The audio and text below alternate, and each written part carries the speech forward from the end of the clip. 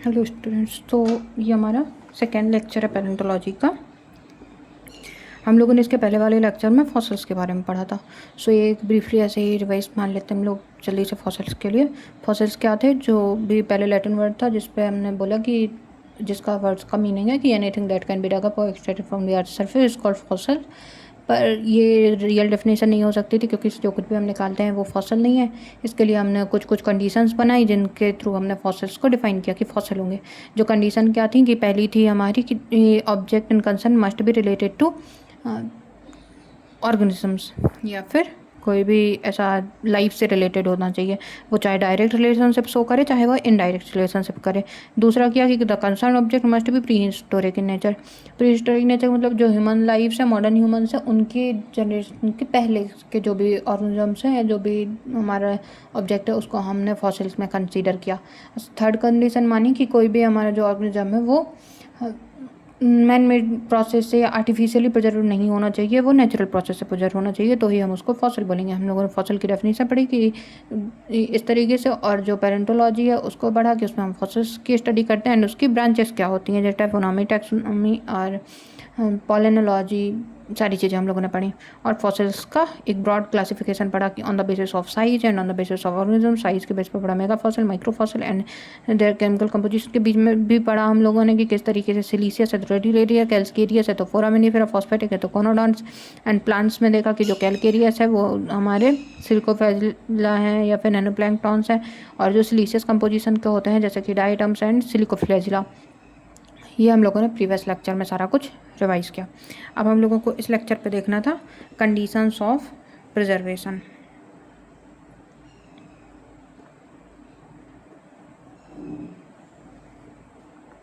Fossil preservation है। सो जो भी ऑर्गेनिज्म है जो एग्जिस्ट करते हैं टाइम पे हमारी अर्थ पे, वो सारे के सारे ऑर्गेनिज्म कभी भी फॉसिल में कन्वर्ट नहीं हो पाते हैं। क्यों? क्योंकि फॉसिल में कोई भी चीज़ का कन्वर्ट होना एक बहुत ही रेयर चांस होता है आफ्टर द डेथ, जो भी ऑर्गेनिज्म है। अब प्रिजर्वेशन करने के लिए एक पूरी की पूरी सीरीज होती है जो कि हमें फेवरेबल कंडीशंस की फॉलो करनी होती है, तभी हमें एक वेल प्रिजर्व फॉसिल्स मिल सकता है। अब जो ये फेवरेबल कंडीशंस है ये क्या होंगी, इनको हम देखते हैं। फर्स्ट तो होगी कि कोई ना कोई हमें हार्ड पार्ट प्रेजेंट मिलना चाहिए। तो ये जैसे हमारा नोट्स है तो हम आपको इससे पढ़ा देंगे, बट इससे पढ़ाने में दिक्कत आएगी, लिख नहीं पाएंगे ना इस पर कुछ। चलो इसी से पढ़ा देते हैं। तो पहला होगा कि हमें हार्ड पार्ट्स मिलने चाहिए। So presence of hard skeletal metals.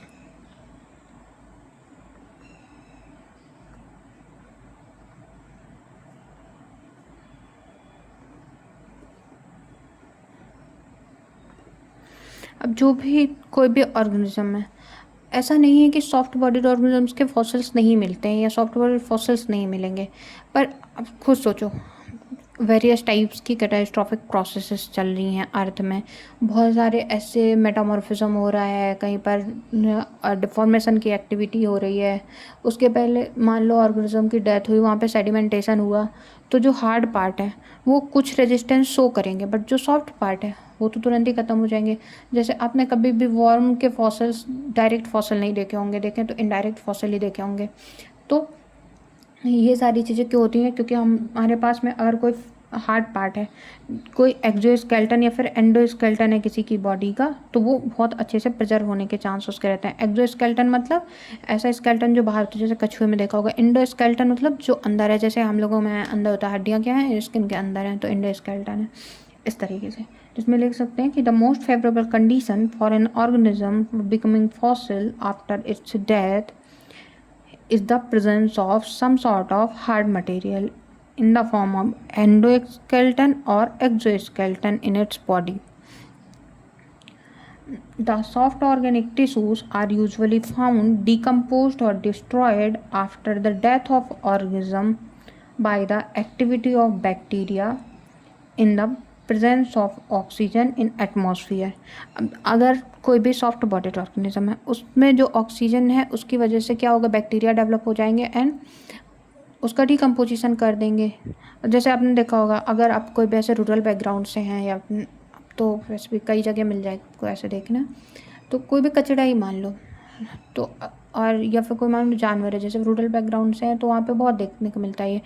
तो जानवर उसकी डेथ हुई, वो ओपन में एरिया में छोड़ देता है। जो उसका सॉफ्ट पार्ट है, सॉफ्ट पार्ट क्या होता है, बहुत जल्दी डिके हो जाता है, बट जो उसका हार्ड स्केलेटल मटेरियल है वो बहुत दिनों तक डला रहता है, तो वो मटेरियल के प्रिजर्व होने के चांसेस ज़्यादा होते हैं।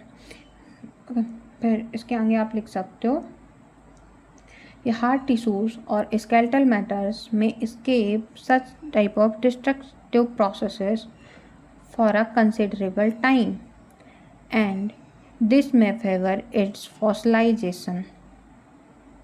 ओके, सो ये हो गया। नेक्स्ट है जो हमारा detachment from atmosphere.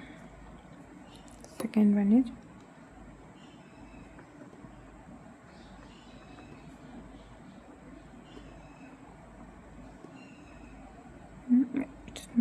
From atmosphere. अब जो एटमॉस्फेयर है वहाँ पे ऑक्सीजन है, और ऑक्सीजन क्या होती है, one of the strongest decomposing agent है, जिसके प्रेजेंस में हमारा जो मटेरियल है वो डिकम्पोज होता है।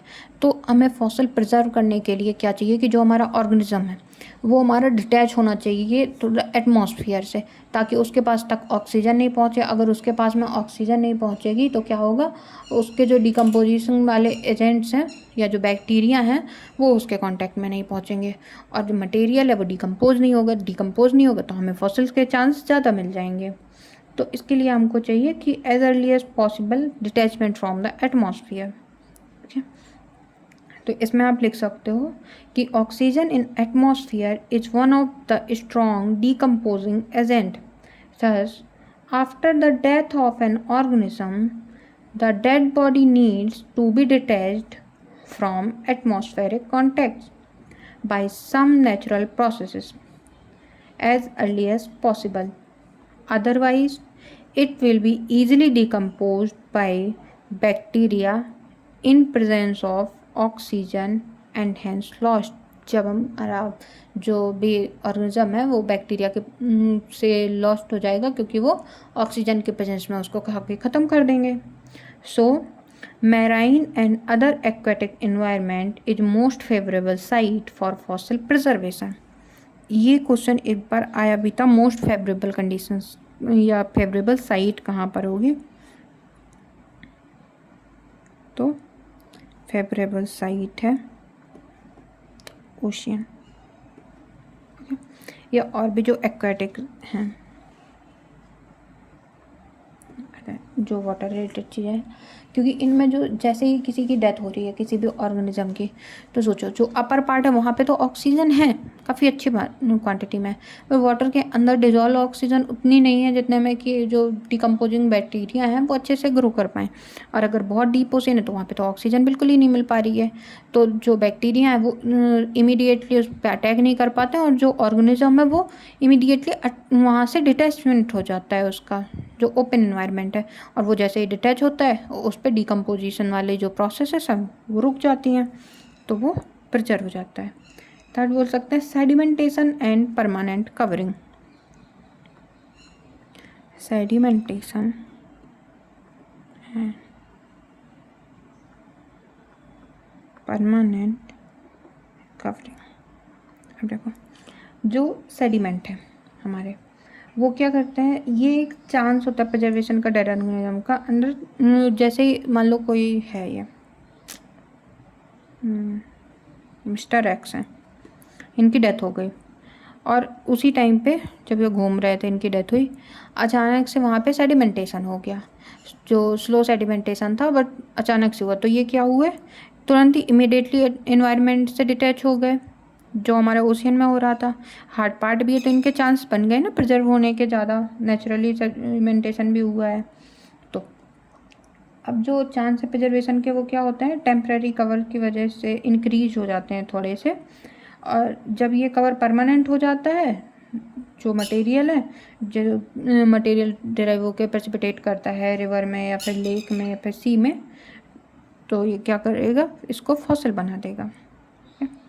तो इसमें भी आप लिख सकते हो कि the chance of preservation of a dead organism under a temporary cover may be increased considerably.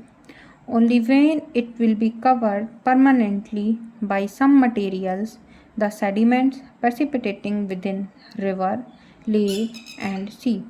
This rate of sedimentation is far more quicker in sea, so marine organism faces the most suitable condition to be fossilization. तो ये जो sedimentation है ये सबसे कहाँ पे होगा, precipitation हमारा मैराइन में होगा। तो मैराइन के लिए हमें दो कंडीशंस फेवरेबल मिली, एक तो उनमें जो सेडिमेंटेशन है वो क्विक होगा और दूसरा उनका जो डिटर्मिनेंट है एनवायरनमेंट से वो बहुत जल्दी हो जाएगा। तो दोनों की वजह से हमारा जो मैराइन एरिया है वो क्या हुआ, बहुत ही सुटेबल हो गया, फेवरेबल कंडीशंस बन गई हमारी प्रिजर्वेशन की। अब जो सेडिमेंटेशन हो रहा है वो दो चीज़ पे डिपेंड करेगा कि जिस साइज ऑफ सेडिमेंट हैं वो कैसे हैं और जो सेडिमेंटेशन की रेट है वो कैसी है। देखो जो मिस्टर एक्स के ऊपर सेडिमेंटेशन हुआ था, अब अगर फाइन पार्ट से सेडिमेंटेशन हुआ है तो क्या होगा, ये मिस्टर एक्स ऐसे डले हुए हैं, लेटे हुए हैं, सॉरी बुरा लग जाएगा उनको। तो मिस्टर एक्स लेटे हुए हैं, इनके ऊपर सेडिमेंटेशन हो रहा है जिसका साइज छोटा है और जिसकी रेट स्लो है, तो वो जितने भी गैप हैं इनके आसपास है वो सारे गैप्स को फिल कर देगा और ये आराम से लेटे हुए हमें फॉसिल में मिल जाएंगे, फॉसिल फॉर्म में। पर अगर साइज इंक्रीज है, सोचो कोई बहुत बड़ा सा बोल्डर आ रहा है, बहुत बड़े बड़े से कॉबल पेबल्स आ रहे हैं और बहुत ही कैटास्ट्रॉफिक हीट स्पीड से आ रहा है, बहुत ज़्यादा स्पीड से, तो हो सकता है कि मिस्टर एक्स का जो ये वाला हाथ है ये टूट जाए, ये पाँव टूट जाए। अब मिस्टर एक्स के साथ में हो सकता है मिस्टर वाई भी गए हों घूमने, तो इसका पैर इसके पास मिल रहा है, इसका हाथ इसके पास मिल रहा है, तो ये क्या है, क्वालिटी वाइज। अब क्वालिटी वाइज प्रिजर्वेशन तो नहीं है क्योंकि हमें मिस्टर एक्स कैसे दिख रहे थे वो पता ही नहीं चलेगा, पर क्वांटिटी वाइज अच्छा प्रिजर्वेशन हो जाएगा। क्यों, क्योंकि जब एक्स है इस पर फाइनर ग्रेन का सेडिमेंटेशन हो रहा है, पर हो सकता है ना कि वो जो फाइन सेडिमेंटेशन चल रहा था धीरे धीरे स्लो रेट से, तो ये जो मिस्टर वाई थे इनके टाइम तक में प्रिजर्वेशन हो ही नहीं पाया, ये डिज़ोल्व हो गए या इनको जो बैक्टीरिया थे उन्होंने ख़त्म कर दिया। तो मिस्टर एक्स का क्वालिटी वाइज प्रिजर्वेशन होगा जब साइज ऑफ सेडिमेंटेशन कम है and rate of sedimentation slow है, और तो ये क्या होगा, क्वालिटी प्रिजर्वेशन। एंड अगर साइज ऑफ सेडिमेंट्स बड़ा है और जो रेट ऑफ सेडिमेंटेशन है वो बड़ा है तो क्या होगा, क्वांटिटी वाइज प्रिजर्वेशन होगा, क्योंकि सडनली प्रिजर्व हो गया है ना। अब जो नेक्स्ट है, नेक्स्ट क्या होगा, इसका अगर हम एग्जांपल देखें जो हमारा कैटास्ट्रॉफिक प्रिजर्व होता है, तो ऐसे जो रॉक होती है मेड ऑफ, या फिर एक आता है कि calcareous rock made of entirely of fossil, तो उसको हम बोलते हैं कोक्विना।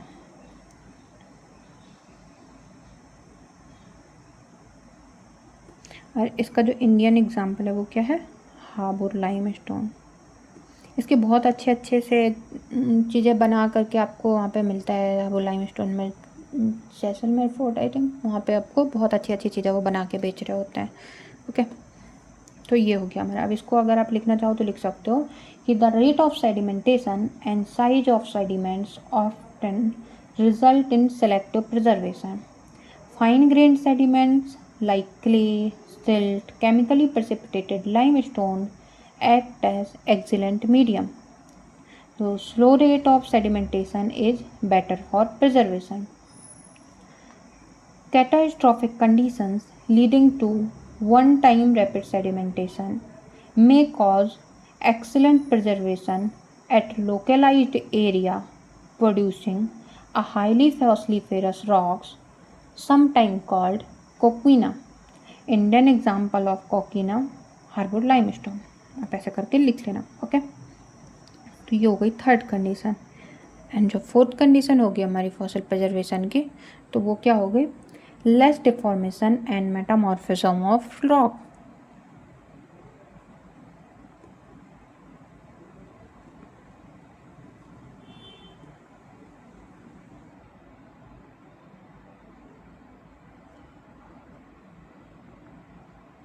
Metamorphism of rocks.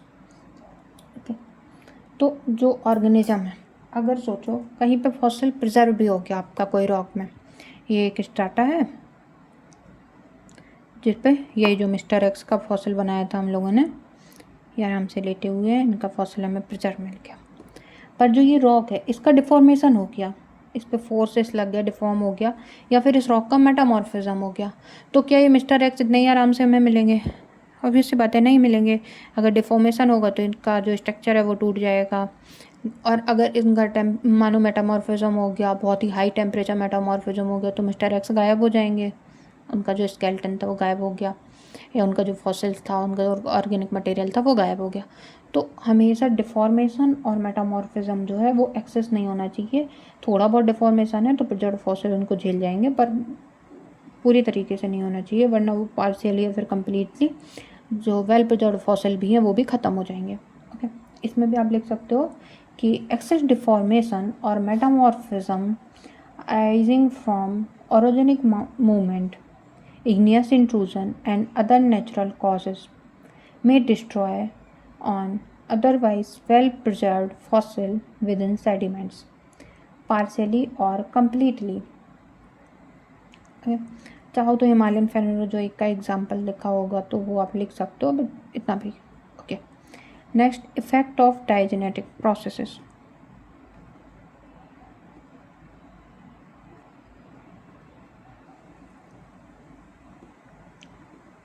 डायजेनेटिक प्रोसेस, तो इसके इफ़ेक्ट क्या होंगे? जो डायजेनेटिक प्रोसेस है उसका क्या इफ़ेक्ट होगा? डायजेनेटिक प्रोसेस क्या है? सबसे पहले मान लो कोई एक यही मिस्टर एक्स है, इनकी जो हड्डियां हैं वो क्या है? खोखली हो गई। अभी इनकी डेथ हो गई है तो अभी हमारी हड्डियां हैं जैसे, तो उनके बीच में जो भी फ्लैश है वो रहता है, वो नहीं है। इनकी हड्डियां क्या हो गई? पोरस हो गई, इनकी हड्डियों के बीच में खोखले हो गई। ठीक है, अब मान लो वहाँ पे सिलिका है, वो सिलिका ने क्या किया? इनके जो खोखली हड्डियाँ थे उनके अंदर फिल हो गया मिस्टर एक्स की हड्डियों पे। तो क्या होगा? पहले तो हड्डियाँ खोखली थी, कैलकेरियस मटेरियल की बनी थी। कैलकेरियस मटेरियल और सिलिशियस मटेरियल सेम एनवायरनमेंट में नहीं होते हैं, तो वो सारा अभी दिमाग नहीं लगाना है। अभी आपको सिर्फ डाइजेनेसिस कैसे हो रहा है वो समझना है। अभी केमिकल एनवायरनमेंट में नहीं जाना है, वो हम लोग आगे डिस्कस करेंगे कि कैलकेरियस है उस पर सिलिका के फॉसिल नहीं मिलते हैं, वो अलग चीज़ है। तो जो कैलकेरियस, इनकी हड्डियाँ पोरस थी, उस पर सिलिका का इंट्रूजन हो गया, तो इसका इफ़ेक्ट क्या होगा? और स्ट्रेंथ मिल गई उनको और मजबूत हो गए। पर एक ऐसी कंडीशन हो कि सिलिका का बहुत ज़्यादा होता जा रहा है, बहुत ज़्यादा होता जा रहा है, तो ये मिस्टर एक्स की जो रियल हड्डियाँ थी वो गायब हो जाएंगी, उनके बारे में बचेगा ही नहीं कुछ भी प्रूफ। वहाँ पे सिर्फ क्या बचेगा? जो हमारा सिलिका था। तो डायजेनेटिक प्रोसेस हमारे लिए हेल्पफुल है, बट इन सम एक्सटेंट, बहुत ज़्यादा डायजेनेसिस नहीं होना चाहिए। ठीक है, इस पर भी हम लिख सकते हैं कि several diagenetic process may operate within a newly deposited sediment to convert it into a suitable hard rock. Leaching of acidic groundwater may remove calcareous skeleton completely or partially. अब अगर ग्राउंड वाटर है वो acidic nature का है, तो acidic environment में हमारी calcareous material की जो भी चीज़ें हैं वो नहीं स्टेबल रहती हैं। कैलकेरियस के लिए हमें अल्कलाइन इन्वायरमेंट चाहिए होता है, तो जो एसिडिक मटेरियल है वो क्या करेगा? डाइजेनेसिस इफेक्ट शो कर रहा होगा, और जो हमारा कैलकेरियस मटेरियल है वो वहाँ से रिमूव हो जाएगा। आगे लिख सकते हैं, ओकेजनली सम इनऑर्गेनिक मिनरल्स और मटेरियल्स लिख सकते हो, inorganic minerals in solution within groundwater may replace the organic skeletal material partially or completely, making the skeleton harder, causing its excellent preservation. Silica in solution frequently replace calcium carbonate or CaCO3 of calcareous skeleton. So recrystallization often results hardening of organic cell, helping its preservation, but excessive recrystallization may destroy most of the organic structures. Okay, तो ये हो गई हमारी कुछ physical sort of conditions. अब इसके बाद में जो मोस्ट इम्पॉर्टेंट चीज़ है, अगर ये सारी चीज़ें भी हमारी सुटेबल हैं पर केमिकल इन्वायरमेंट सुटेबल नहीं है, ये तो फिजिकल कंडीशंस हो गई सारी। अब अगर केमिकल इन्वायरमेंट सुटेबल नहीं है तो ये सारी चीज़ें होने के बाद भी हमारा फॉसिल प्रिजर्व नहीं होगा।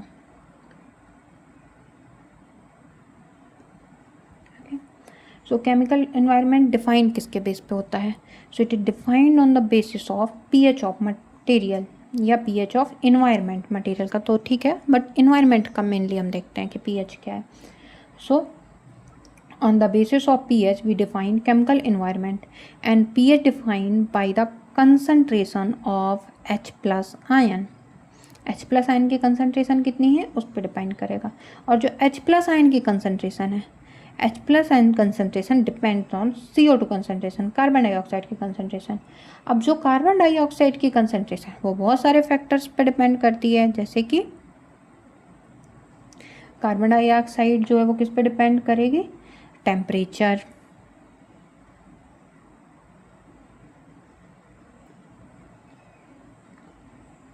फोटोसिंथेटिक प्लांट्स,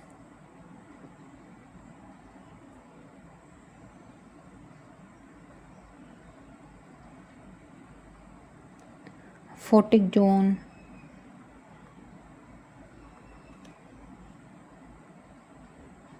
solubility,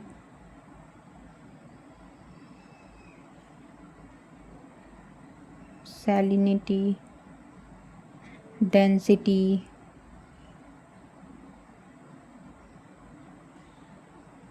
latitude,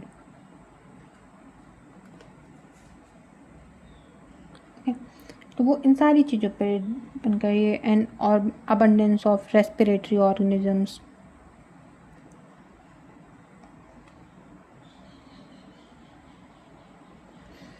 इन सब के बेस पे डिपेंड कर रही है। कोई भी डेड ऑर्गेनिज्म है वो कभी भी हमारा फॉसिल नहीं बन सकता है विदाउट प्रॉपर केमिकल इन्वायरमेंट। जैसे जो कैल्केरियस मटेरियल है या जो CaCO3 से बना हुआ मटेरियल है, वो हमेशा सुटेबल होगा किस कंडीशन में? जब हमारा pH जो है वो हाई होगा, हाई pH कंडीशन होगा। और जो सिलीसियस मटेरियल है, सिलीसियस मटेरियल जो कि हमारा SiO2 से मिलके बना है, वो होगा जब pH हमारा लो है। और जब pH हाई है तो उसको हम क्या बोलते हैं? एल्केलाइन। एंड जब pH लो है तो उसको हम बोलते हैं एसिडिक कंडीशन। अब ये डिफाइन किस पे है कि एसिडिक हो गया एल्कलाइन होगा, इसके लिए हमने एक थ्रेशोल्ड लिमिट सेट की 7.8। अब अगर बिलो 7.8 है तो वो होगा एसिडिक, और अगर अबव 7.8 है तो वो होगा alkaline. So below 7.8 acidic and above 7.8 alkaline. अब जो मटेरियल है वो किस तरीके से होगा? एसिडिक है अगर कोई भी इन्वायरमेंट तो pH लेस देन 7.8 होगा, और केमिकल इन्वायरमेंट एसिडिक होगा, सिलीसियस मटेरियल वहाँ पे स्टेबल होंगे। तो ये सारी चीज़ें अब आप इन दो लाइन से लिख सकते हो अपने लिए। और जो केमिकल इन्वायरमेंट अगर हमारा एल्कलाइन है तो pH ग्रेटर देन 7.8 होगा। केमिकल इन्वायरमेंट को एल्कलाइन नेचर का बोलेंगे, वहाँ पे हमें सी वाटर फॉसिल्स मिलेंगे। किस कंपोजिशन? कैल्केरियस मटेरियल के फॉसिल स्टेबल मिलेंगे, और जो सिलीसियस मटेरियल के फॉसिल हैं वो हमें स्टेबल नहीं मिलेंगे। ओके, अब pH क्या होता है? pH कम होता है -log 10 H प्लस कंसनट्रेशन। इसके एक छोटा सा फॉर्मूला भी कभी कभी आ जाता है, एग्ज़ाम में आ जाता है कि अगर H प्लस आयन की कंसनट्रेशन हमारी कितनी है? 10⁻⁻6 है, तो pH फाइंड आउट करो। सो pH क्या होगा हमारा? -log 10 एंड इसकी कंसनट्रेशन क्या है? -10⁻⁻6। तो इसको हम किस तरीके से लिख सकते हैं? log A की पावर B वाला फॉर्मूला अगर हम लगाएं तो B आगे आ जाता है, तो ये हो जाएगा -6 एंड एक माइनस ये log वाला, और ये हो गया log 10 एंड ये 10, माइनस माइनस प्लस हो जाएगा +6 एंड log 10⁻10 ये हो जाएगा। जब बेस और इक्वल हो तो इसकी वैल्यू होती है 1, तो हमारी pH कितनी आ गई? pH = 6। तो ये क्या है? बिलो 7.8 है, तो ये कैसा इन्वायरमेंट हो गया? हमारा एसिडिक इन्वायरमेंट हो गया। okay. आपके लिए एक क्वेश्चन है, अगर हमारी pH की वैल्यू हो 10⁻5, 10⁻⁻9 10⁻⁹ इन सभी के pH हमें बताएंगे आप, first, second, third. So comment में आप इन तीनों की pH की वैल्यू क्या होगी और वो एसिडिक होगा या फिर एल्कलाइन होगा, ये आप बताओगे। अब हम देखते हैं कि किस तरीके से pH जो है वो रेगुलेट होता है इन्वायरमेंट में। तो pH कंडीशन हमारी इन्वर्सली प्रोपोर्शनल होती हैं H+ आयन की कंसंट्रेशन के। ओके, अब अगर कोई भी, ये फॉर्मूला आप याद रखिएगा।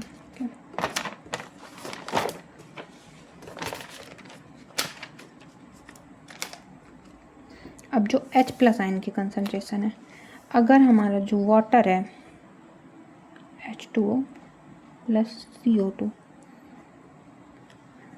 तो ये क्या बनाता है हमारा H2CO3 कार्बोनिक एसिड फॉर्म करता है, और जब इसके आगे प्रोसेस होती है तो ये हाइड्रोजन आयन प्लस बाइकार्बोनेट बनाता है। और हमारा जो फॉसिल है में जो H+ आयन है, जो इन्वायरमेंट है वो क्या है, कहीं ना कहीं तो डिपोजिशन के समय वहाँ पे वाटर रहा होगा, तो जो CO2 है उससे हमारे H+ आयन की कंसंट्रेशन रेगुलेट होती है, क्योंकि जितना ज़्यादा हम CO2 डालेंगे उतना ही ज़्यादा, यहाँ 1 मोल CO2 है, यहाँ पे मतलब 1 CO2 है और यहाँ पे एक हमारा H+ आयन बन रहा है। अगर यहाँ पे 2 CO2 होते तो हमारा H+ आयन भी 2 पार्ट्स में बनता। तो जितना ज़्यादा हम किसी इन्वायरमेंट को CO2 देंगे उतना ही ज़्यादा उस इन्वायरमेंट में H+ आयन होगा। तो जो CO2 की कंसंट्रेशन है, concentration of CO2 directly proportional to H+ ion concentration, और जो H+ आयन की कंसंट्रेशन है वो कैसी थी, इन्वर्सली थी हमारे pH की कंसंट्रेशन के। तो अगर हमारा CO2 बढ़ेगा तो H+ क्या होगा, बढ़ेगा, और अगर H+ घटेगा तो CO2 भी घटेगा। और अगर हमारा H+ आयन की कंसंट्रेशन बढ़ेगी तो हमारे pH की वैल्यू घटेगी। तो अगर हमारे CO2 की कंसंट्रेशन बढ़ेगी तो pH की वैल्यू घटेगी। इस तरीके से केमिकल एनवायरनमेंट में कार्बन डाइऑक्साइड pH को कंट्रोल करता है। अब जो कुछ मेन इंपॉर्टेंट फैक्टर्स हैं वो कैसे कंसंट्रेशन कार्बन डाइऑक्साइड की कैसे डिपेंड होती है वो देखते हैं। तो नंबर 1 जैसे हो गया हमारा फोटोसिंथेसिस।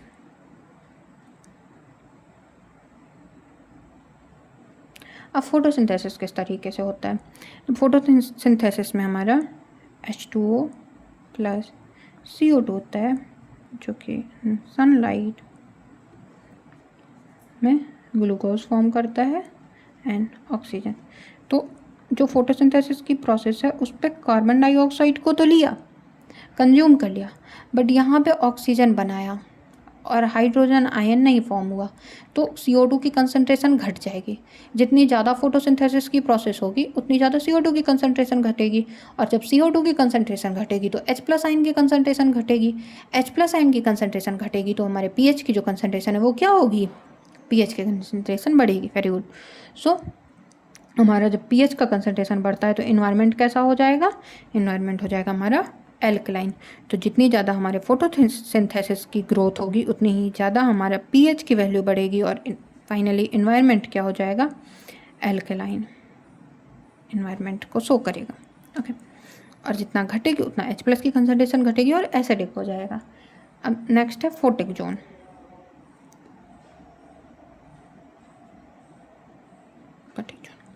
फोटिक जोन में क्या होता है, फोटिक जोन जहाँ पर होगा वहाँ पे फोटोसिंथेसिस की प्रोसेस ज़्यादा होगी। फोटिक जोन क्या होता है, वाटर का वो लेवल जहाँ पर तक सनलाइट आती है उसको हम फोटिक जोन बोलते हैं। तो यहाँ पे भी सेम ही प्रोसेस होगी। इसी तरह जब टेम्परेचर है, टेम्परेचर जितना बढ़ता है उतना ही कार्बन डाइऑक्साइड की कंसंट्रेशन बढ़ेगी, कार्बन डाइऑक्साइड की कंसंट्रेशन बढ़ेगी तो क्या होगा, या तो कार्बन डाइऑक्साइड की कंसंट्रेशन बढ़ रही है तो क्या होगा,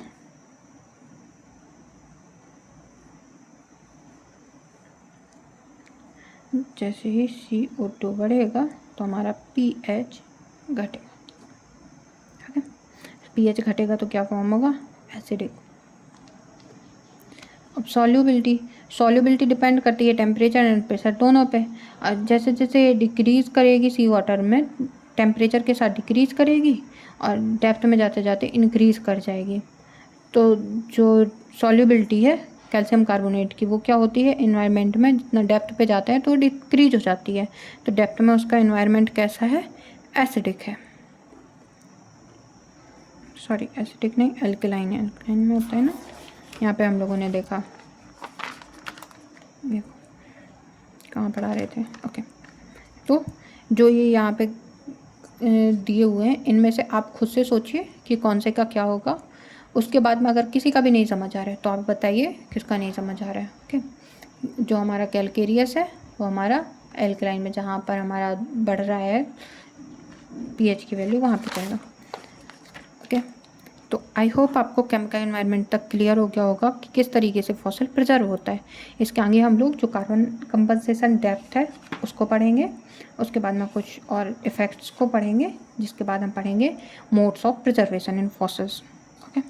so thank you so much for watching this video lecture.